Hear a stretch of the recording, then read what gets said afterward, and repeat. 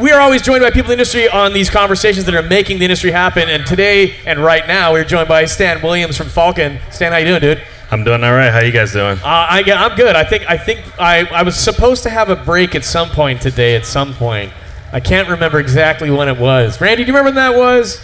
I don't remember either. I forget. No. So Stan, you and I met in San Francisco. Yes, exactly. And we got a chance to chat about all things motorsports. We got into talking about drifting and everything else. And the next thing I knew, it's just like we're going down memory lane of like all things motorsports, which is rad. But what you're working on now at Falken is really, again, why your brand is here.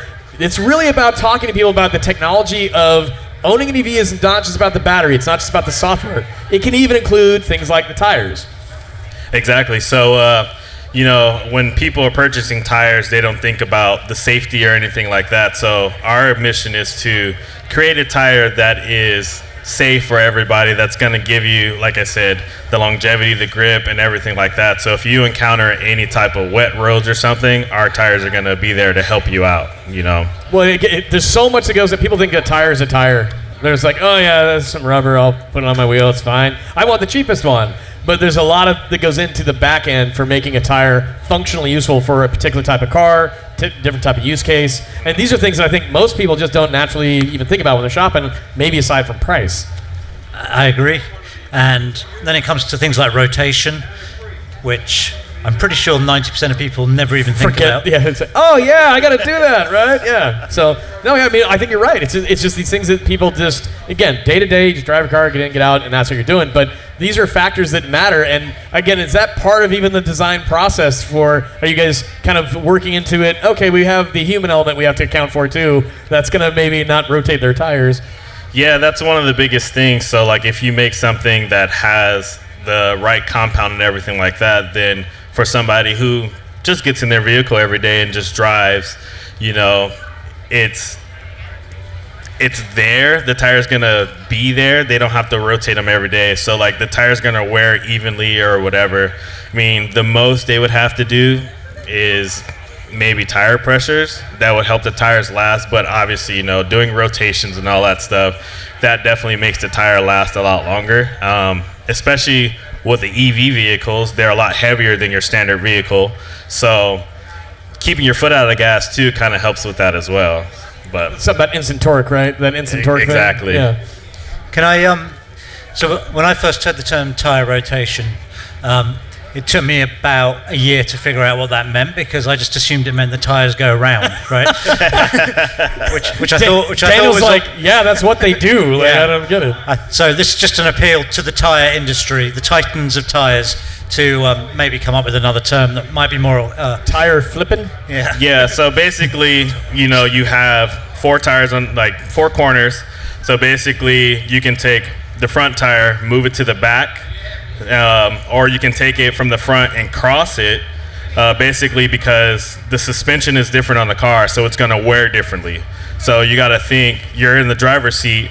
People don't know this, but the driver's seat, that side of the car is going to lean a little bit more because it's more weight. Stan's calling me fat. Especially when I'm in it. Yeah, I beat you to it. No, but I guess these are little things you just kind of don't naturally think about. And again, a lot of EVs are also all-wheel drive, so how you then rotate and position the tires too isn't just the same as like a typical rear-wheel, front-wheel drive car.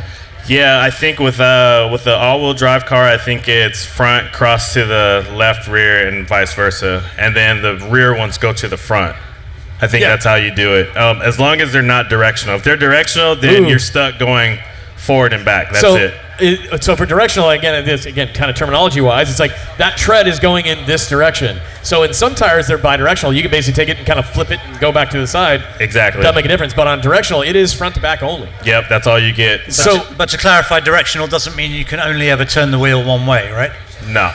that is the weirdest NASCAR reference I've ever heard in my life. He's like, yeah, that's how they do it down in Daytona. Yeah. Yeah, no, it's basically just the pattern of the tire, the way the tire works. Right. So if you look at some tires, it kind of kind of looks like an arrow in some sort if it's a directional tire. So it'll have, like one of our tires, we have it's a 660 plus. Basically, it's the rib in the middle, and then it has like veins that come off the sides. So it kind of looks like an arrow is pointing that way. So that way, it can only go forward or back. And for EVs, I mean, for the tires you offer that are EV specific, are these directional? Are they kind of a standard like bidirectional tread? What are they like?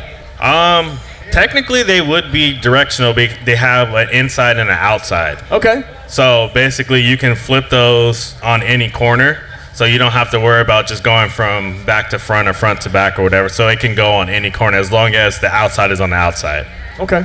I mean, these are things that, again, most people it's just like they get in, they drive. I'm always on those owners groups where someone takes a photograph of like under their car and they're like, do you think I need to rotate these? And you can see like the steel and you're like, no, you're past rotation, my friend.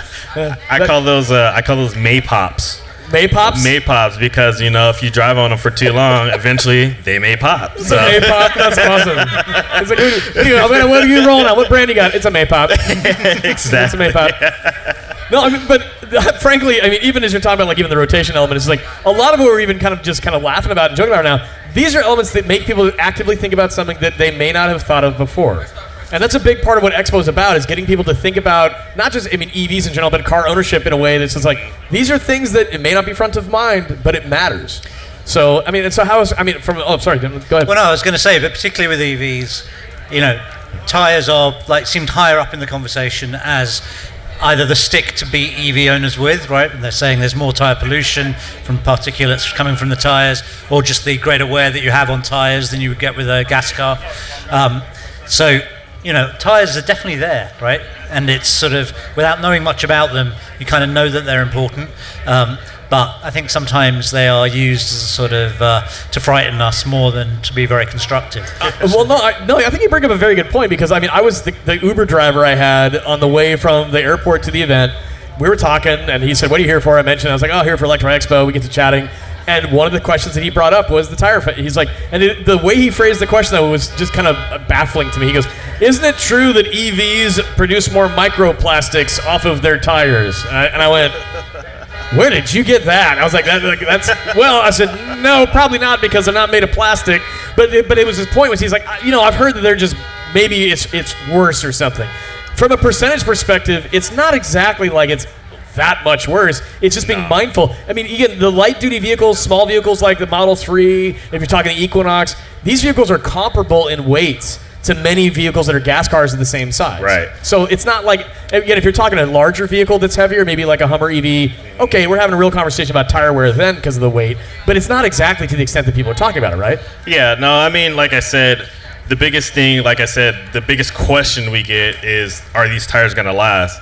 And, everybody that comes to the booth, they're like, hey, I need something that lasts more than 16 to 20,000 miles. And then my first question is, how do you drive?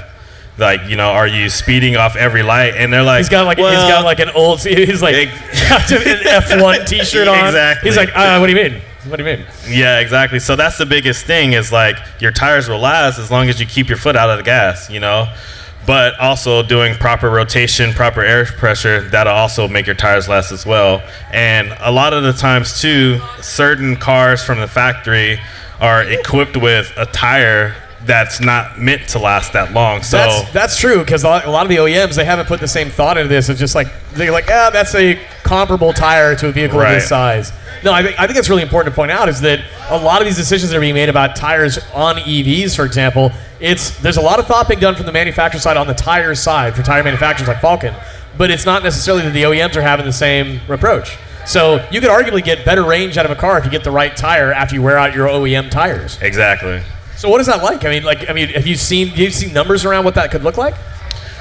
I haven't, not yet, but I'm sure we have people all over that have our tires, and they're EVs, and I haven't really checked back in to see, hey, how much how's the range looking? Yeah, how's your range looking on this set of tires? Because, like I said, they just got them and they've been driving on them. Some only just do shows. Some drive every day, but I don't see the people that drive every day, so I can't really, ask. But I'm sure we're well over the 20,000 mile range for sure.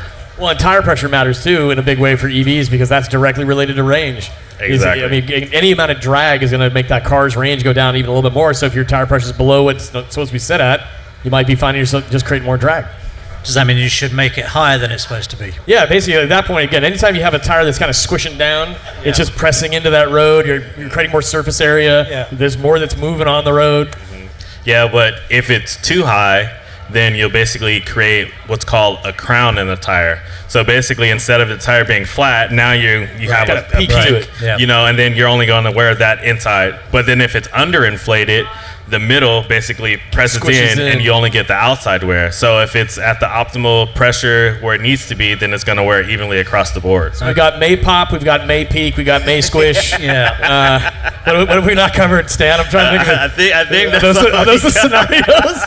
What did you learn at Electrify Expo at the EV Reality Check booth? Well, I got to tell you, there's a tire scenario for each weird moment. You got a May Pop, May Peak, May Squish. Exactly. Thank you, Falken.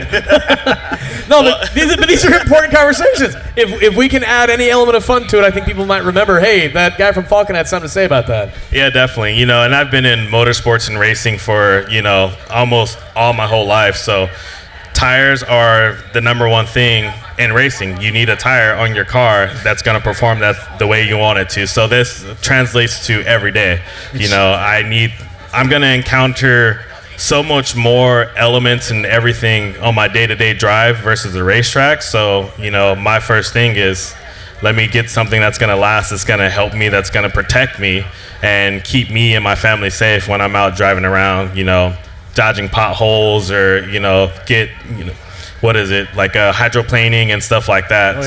So Yeah. Well, and again, I think the tire discussion is so interesting about EVs especially too, because oftentimes that is the first thing that you will ever have to touch as it relates to maintenance, based on your driving habits, how much you're driving. So I think that's the really interesting part about it. People go to the tire question or topic first because oftentimes we talk about it in the industry as being, well, that's kind of the one thing you got to worry about. Yeah. Should tires be sexier than they are? Because I mean, they are kind of important, like literally where the rubber meets the road, right? yeah, I mean, they can be. You know, there's white wall tires. I was gonna say like Lightning McQueen, man. Lightning ka-chow, you know. Ka-chow. So they used to be, I guess, but I mean, What are the Falken white walls? Yeah. I guess problem is on low pros, it's like how much white wall can you get if you got like a 20-inch, 22-inch wheel? Right. It may not look good. Like a white stripe. You know, you need something that's at least a 50 profile or bigger to have that, you know, that white wall look. But I see a co-branded opportunity here, Stan. I really do. You could have a nice, really thick white wall on something that's got like a smaller wheel, but it has that nice puffy white wall. But then you got the one next to it that has that really thin white wall. It's more like a stripe. And then you just co-brand it with Oreo. You got a Max Stuff. You got a thin crisp Oreo or something. and a double stuff. Okay, well, yeah. Double stuff. You ever take a double stuff back in the day and you like get the cookie off of one side each and you make it like a quadruple stuff? Yep. Yeah, I mean, come on. I love how they're like, you're eating it for the cookie. No, I'm not. I'm eating it for the thing that I shouldn't be eating in the first place. Exactly. But you bring up such a fun point about the fact that tires, long ago, they was part of a dress element of cars. Right. You go back to when cars became a real art form. Tires were a big part of that. Is there a reason? Is it because of wheel size that changed, even in the modern times, or is it like what did that? Yeah, I think there's so many different like wheel sizes and wheel options out there that, you know, producing a white wall is not in the books anymore. You know, it's not for everybody. Sure. I mean, I guess it may be because the hubs became a design element, and then we kind of we got less interested in the rubber surrounding the focal point became the wheel. It really the wheel did. itself, right? Yeah. So, you know. Again, and you look at various vehicles around. I mean, even I was talking to one of the guys from Lucid the other day, and he said we've got these staggered setups inside of our platforms where it's not. Again, you got a 21 in the front, 22 in the back type of thing. And again, staggered not being on width, staggered being on the diameter of the wheel. Yep. And so some of these factors that come into play, it's like it is about the aesthetic of the wheel, and the tires become, in many ways, it's like it's a necessity, but it's like, well, but it's like, yeah, but it's not an aesthetic necessity. Right. It's more so about the technology now, especially as it relates to EVs. And the performance as well too. Yeah. You So know? How long? Again, we talked about this a little bit in San Francisco. What's the process like as it relates to development, testing to bring a new tire to market, as it relates to things like an EV application? It's about a few years for one tire, so they design it in-house and say, hey, I want the tire to do this. I want it to have, sipes for snow, or I want it to be able to when it gets cold or something like that, I want it to be able to react this way. So they do all this, and then they put it on a car, drive around the car, test it, see if it works. They do everything, rain, sleet, snow, desert, kind of anything that we might encounter as driving. And then if they don't like it, they'll develop something else, and then until they get it right, and then once they get it right, then it goes into production, because it takes a while. Like I said, safety is the biggest thing. Well, it's methodical. It's the compounds that go into the rubber, exactly. How those compounds differ from vehicle to vehicle. I mean, if you're buying a new tire, you hear things like Z-rated tires. It's like, oh, what's that? It's just like, well, these are things that relate to the compounds and the softness of the car, of the tire rather. I mean, if you're ever watching a race and it's like, we're racing on hards, we're racing on softs. I mean, if you watch the new F1 film, I mean, they talk about it at length. It's like, go watch Brad Pitt. He talks about it, and he says, this is what we're doing with the tires, okay? But that's very real, even in real-world driving, as it relates to ride comfort, as it relates to longevity and range, and those things matter in a big way to EVs. Yeah, so that's like what I was saying the last time we talked. Like, a 200 treadwear tire is necessarily a softer tire, so you're not going to get the range as a 500 treadwear tire. Softer tire, maybe, I'm just throwing out numbers here, let's say you'll get 20,000 miles. Then you get a 500 treadwear tire, you'll get 100,000 miles. So that is a big factor, and like you said, the comfort, the noise and all that stuff, and especially EV, noise is the biggest thing. Yeah. So we have... So you say it's softer tires are quieter? No, they're actually louder. They're louder. They're so why louder. would you get a softer tire? Softer tires more for performance. This is his motorsports passion. No, I get it. So within Formula One, that's but it's the same paradigm even for regular tires. Okay.